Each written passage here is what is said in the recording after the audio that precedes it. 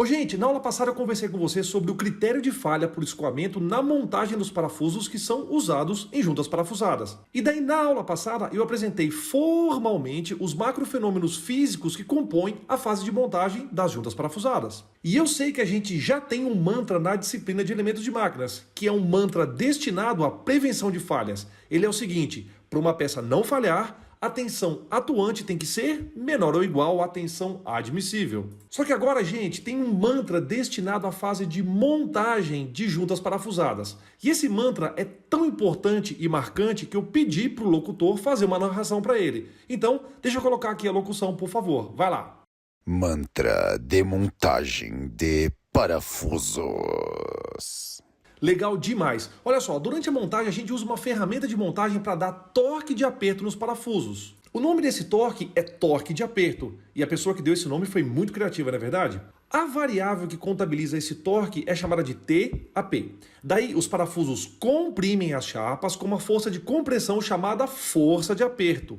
Gente, a variável que contabiliza essa força de compressão experimentada pelas chapas é FAP. Por sua vez, as chapas tracionam os parafusos com uma força de tração chamada força de aperto. E é claro, a variável que contabiliza essa força de tração experimentada pelos parafusos é FAP. E aí, turma, eu coloquei um cenário paradisíaco para vocês relaxarem e deixarem esse fluxo adentrar sua mente e vocês gravarem no seu subconsciente essa mensagem até subliminar. Porque eu quero que o seu ego, o alter ego, manjem esse conceito e eu quero que vocês repitam esse mantra todo dia antes de vocês irem dormir, tá? Inclusive, vocês podem dormir na cama que eu ensinei vocês a montarem numa dessas aulas iniciais de parafuso de fixação. Se vocês prestarem atenção, tudo se alinha e o universo conspira para que vocês entendam a matéria e usem a disciplina no seu dia a dia. E aí, meu amigo, quando você se conecta aqui no canal AFD, os astros se alinham para aprimorar o seu aprendizado. Eu sei que muitas vezes eu sou repetitivo, mas eu faço isso porque, primeiro, eu já nasci assim e depois porque eu acho que didaticamente nós teremos benefícios. E aí eu vou mostrar esse mantra de novo, mas agora explorando um detalhe bem interessante. Essa figura que você vê na tela agora mostra uma junta parafusada já montada. Então, nesse momento,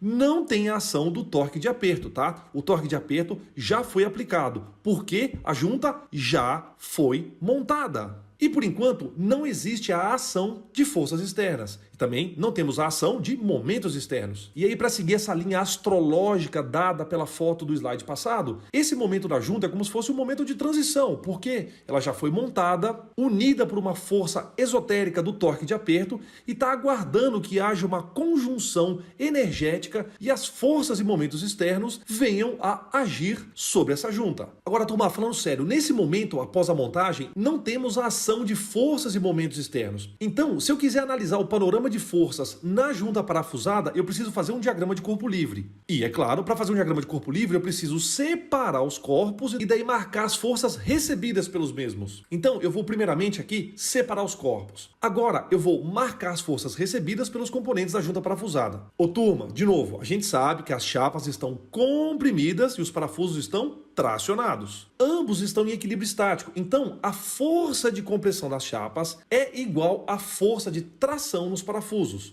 Esse equilíbrio estático só vai mudar com a ação de forças e momentos externos. E aí a explicação astrológica seria que nesse momento de transição, de equilíbrio energético, só será interrompido caso haja uma perturbação entrópica externa. Tá entendendo o clima astral aqui da aula de hoje? Então, vamos retomar aqui. Nós já conversamos e sabemos que não são todas as regiões das chapas que estão sob compressão. Então, eu tentei representar essa região sob compressão através de um carregamento distribuído cujas dimensões reproduzissem fidedignamente as dimensões do cone de influência. E eu tentei ser o mais autêntico possível aos fenômenos físicos, beleza? Tá vendo esse carregamento distribuído com formato cônico nas chapas? Então, eu fiz de tal forma que se vocês fizessem uma força resultante desse carregamento, essa força resultante teria a mesma intensidade da força de aperto que tem caráter trativo e atua no parafuso. Outra coisa que a gente sabe, e eu já repeti e vou repetir de novo, a força de tração dos parafusos na montagem se chama força de aperto e é indicada por FAP. Nas chapas, a força resultante de compressão é de mesma intensidade,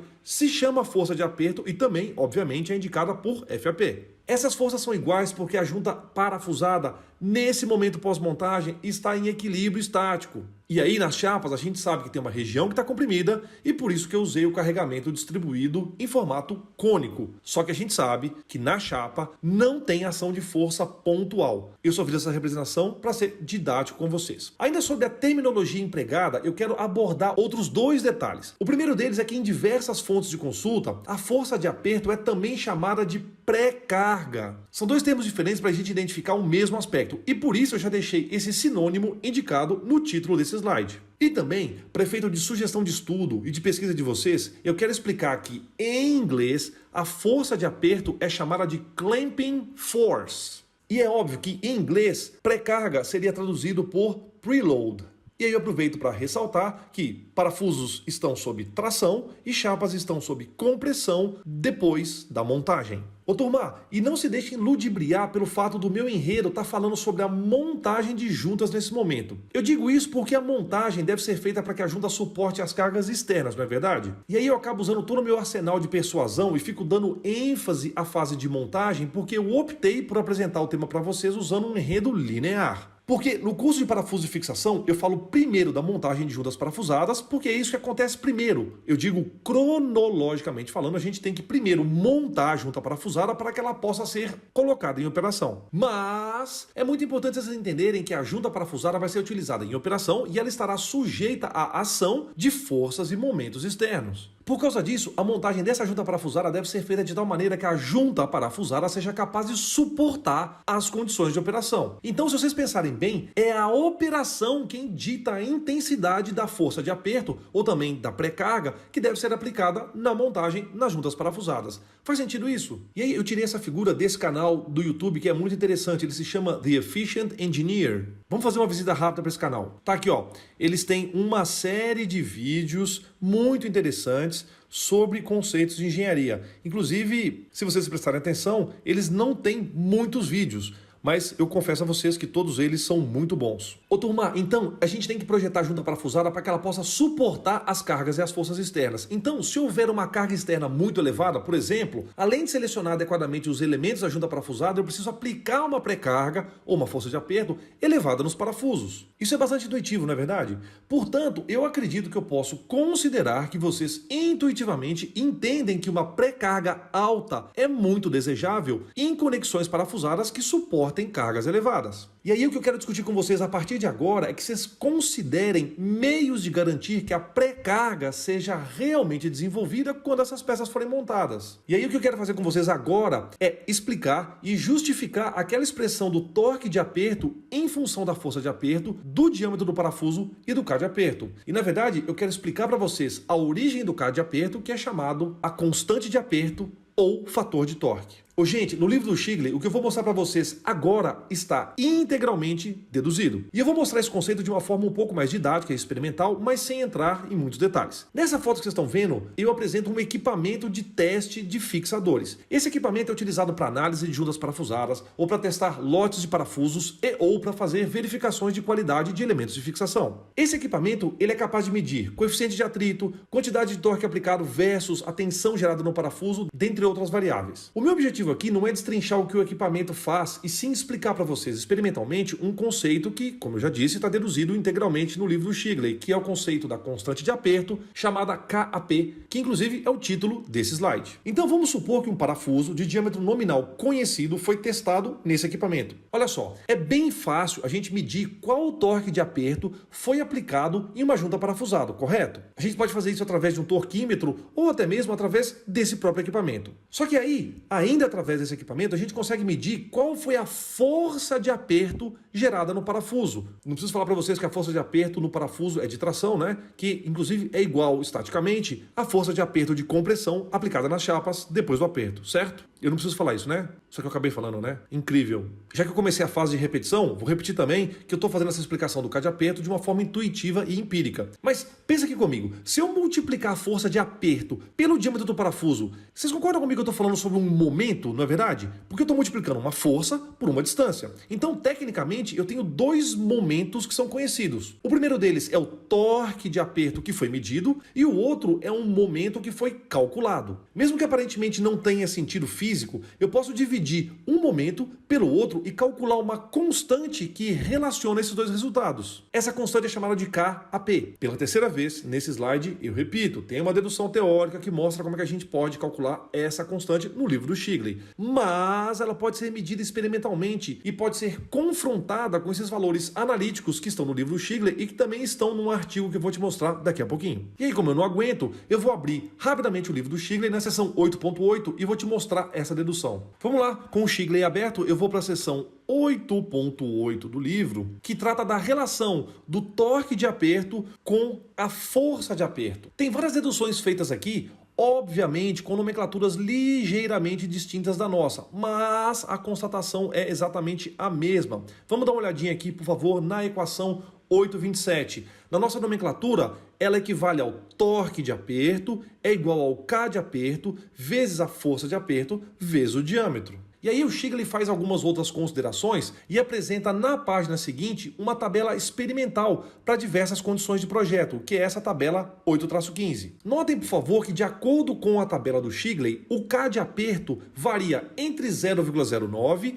e 0,30. E aí, o próprio livro do Shigley recomenda que, caso não saibamos as condições do parafuso, que utilizemos K de aperto igual a 0,2. Essa recomendação está prescrita nessa frase que eu deixei ressaltada aqui para vocês. Agora, turma, fica combinado aqui com vocês que nos enunciados dos nossos exercícios eu sempre fornecerei o valor do K de aperto para vocês. Ô, gente, então fica aqui apresentado para vocês uma maneira mais didática e referenciado nas deduções do Shigley que a gente não só pode, como deve, relacionar o torque de aperto com a força de aperto, com o diâmetro nominal do parafuso e a constante de aperto através dessa fórmula aqui, que, se vocês se recordam, eu já tinha mostrado para vocês no finalzinho da aula passada. E como de costume, eu apresento para vocês a legenda das variáveis usadas nesse slide. Agora, turma, só como curiosidade, eu quero mostrar para vocês um artigo técnico que meu ex-aluno, Vinícius Vinhais, e eu publicamos no COBEM de 2015. O COBEM é um dos congressos mais importantes de engenharia mecânica realizado no Brasil. E, apesar de ele ser realizado no Brasil, ele é um congresso internacional. Nesse artigo, o Vinícius e eu estudamos a influência do coeficiente de atrito dos torques de aperto de juntas parafusadas. E eu vou passar aqui brevemente no artigo para vocês darem uma olhada. Olha só, tá aqui. Então, de novo, é muito breve mesmo, né?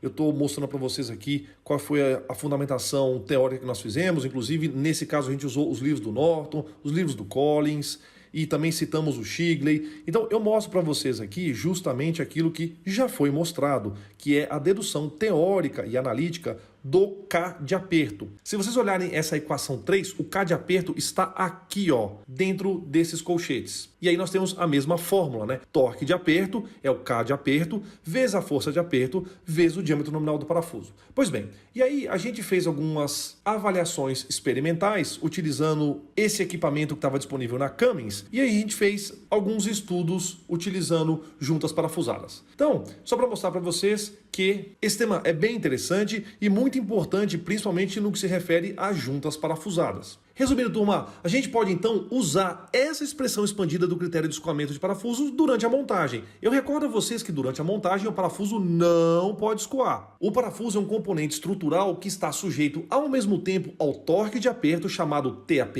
e a uma força de tração chamada FAP. Como o torque gera tensão de cisalhamento e a força de tração gera tensão normal, o parafuso, durante a montagem, está sujeito a tensões combinadas. E aí, através do critério de von Mises, a gente calcula uma tensão equivalente e impõe que ela seja menor ou igual à tensão admissível.